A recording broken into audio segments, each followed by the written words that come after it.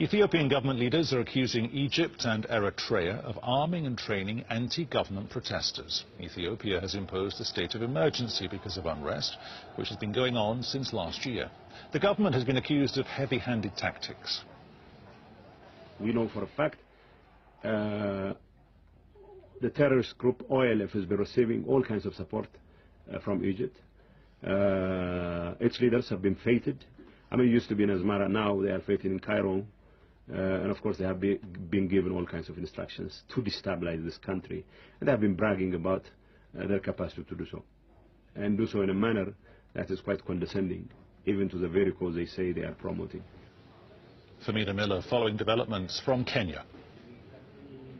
They've named two specific countries, Egypt as well as Eritrea. Now, they've also said that they may not necessarily be state actors who are supporting these protests, but perhaps elements within those two countries. Now, we remember that Ethiopia went to war in 1998 with Eritrea over a border dispute, and currently Ethiopia continues to have tensions with Egypt over the sharing of the River Nile waters.